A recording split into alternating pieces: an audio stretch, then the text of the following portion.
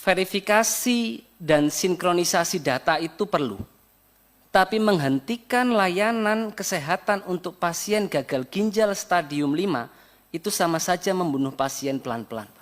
Bismillahirrahmanirrahim. Selamat sore Bapak Ibu sekalian, saya Dr. Gamal dari fraksi PKS Dapil Jatim 5 Malang Raya. Saya akan sedikit mulai dengan cerita salah seorang penerima PBI yang dinonaktifkan. Namanya Pak Budi Nurdiana, usia 53 tahun, seorang tukang ojek yang tinggal di kota Bandung. Beliau sudah 7 tahun cuci darah. Hari Sabtu, saat itu beliau ke rumah sakit untuk mengantri penjadwalan cuci darah. Tiba-tiba saat mengantri beliau diberitahu BPJS-nya harus diurus dulu karena tidak aktif.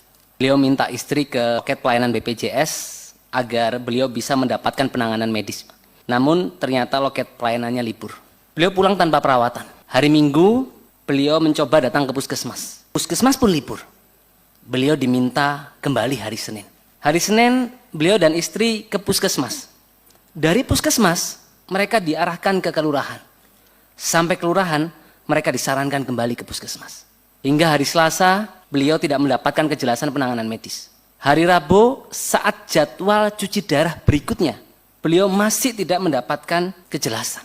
Akhirnya, dengan keterbatasan ekonomi yang dimiliki, yang dikatakan istrinya apa? Daripada Bapak kenapa-napa, akhirnya beliau mendaftarkan BPJS Mandiri. 2 kali Pak Budi melewatkan jadwal cuci darah, tubuhnya mulai membengkak, nafasnya sesak, bahkan timbul gatal di beberapa bagian tubuh. Akhirnya barulah hari Jumat beliau mendapatkan jadwal cuci darah. Verifikasi dan sinkronisasi data itu perlu, tapi menghentikan layanan kesehatan untuk pasien gagal ginjal stadium 5 itu sama saja membunuh pasien pelan-pelan. Pasien HD tidak bisa menunggu sinkronisasi data di berbagai lintas lembaga kita yang tidak cukup cepat. Seminggu saja tidak HD. Racun urium naik ke otak, pasien HD telat 3 hari, bisa mengalami hipervolemi, kelebihan cairan. Cairan ke paru-paru menyebabkan pulmonary edema, kadar kalium di darah akan naik, hiperkalemi, jantung bisa kena aritmia dan bisa berhenti. Pak Budi ini hanya satu potret dari ratusan ribu masyarakat kita yang terdampak atas kebijakan penonaktifan PBI yang seyogianya bisa kita antisipasi. Saya ingat bulan Juli 2025 saat kita rapat bersama dengan Kemensos, saya sudah sampaikan saat itu, tolong diberikan masa tenggang ketika ada penonaktifan. Tapi sampai tahun berganti tidak ada tindak lanjut terkait usulan tersebut. Beberapa rekomendasi yang saya ingin sampaikan kepada lembaga-lembaga terkait. Pertama, rekomendasi saya terkait dengan integrasi dan pemutakhiran data secara real time. Penting untuk kita melakukan interoperabilitas data real time, yang itu bisa terkoneksi antara Kemensos, BPS, BPJS Kesehatan, Kemenkes. Lalu digitalisasi validasi data di tingkat desa. Masalah klasik kita adalah soal data.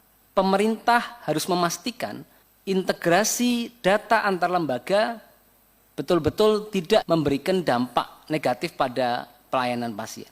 Lalu yang kedua, terkait dengan early warning system. Seyogianya BPJS bisa mengantisipasi hal ini, Pak. Karena yang kita hadapi itu saya sebut fenomena kejutan di RS. Jadi kita tidak boleh cuci tangan terkait hal ini. Karena kalau ada early warning system, paling tidak pemerintah memberikan notifikasi resmi minimal 1-3 bulan sebelum penonaktifan, sehingga jangan sampai masyarakat mendapatkan kejutan buruk saat sedang sakit di rumah sakit. Yang ketiga, fast track reaktivasi.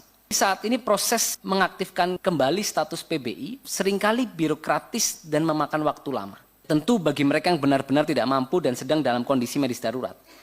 Prosedur sanggah harus dilakukan secara digital, satu pintu, bahkan bisa terfasilitasi oleh beberapa lembaga tanpa harus masyarakat dipingpong ke beberapa instansi. Terkait dengan transparansi kriteria mampu, pemerintah harus lebih transparan mengenai variabel apa yang membuat seseorang dianggap tidak layak menerima PBI. Tentu ini harus melibatkan perangkat desa secara aktif dalam verifikasi lapangan, itu menjadi satu hal yang sangat krusial.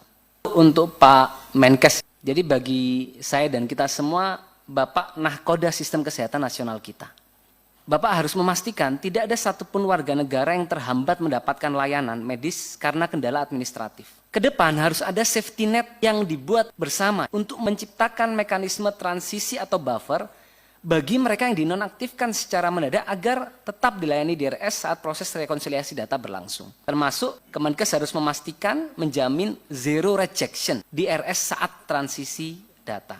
Dalam konteks pelayanan kesehatan, kebijakan emergency bypass, bagaimana Kemenkes memastikan adanya regulasi yang mewajibkan rumah sakit tetap melayani pasien PBI yang baru dinonaktifkan, terutama kondisi gawat darurat, administrasi bisa diselesaikan belakangan. Artinya service first, admin later. Bagaimana Kemenkes ikut mendorong, mengawasi agar rumah sakit tidak alergi atau langsung menolak pasien yang statusnya PPI bermasalah, melainkan membantu mengarahkan proses reaktivasi.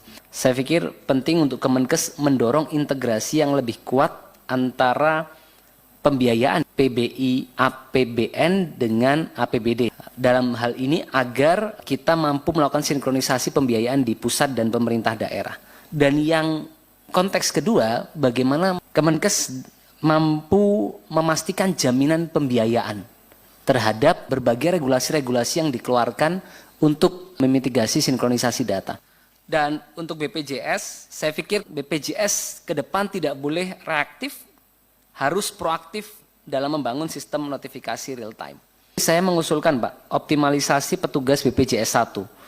Jadi petugas BPJS 1 DRS harus dibekali kewenangan dan jalur cepat untuk membantu pasien melakukan reaktivasi atau pendaftaran kembali jika syarat-syaratnya terpenuhi. Yang kedua, transparansi status di aplikasi.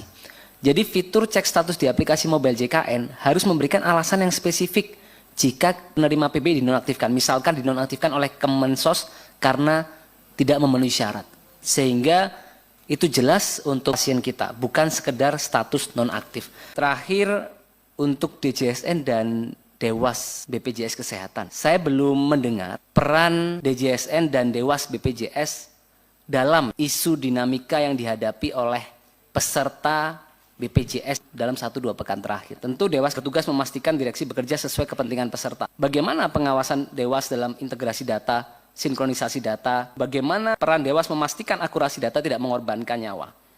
Dan saya berharap Dewas harus vokal membela hak peserta PBI di ruang publik.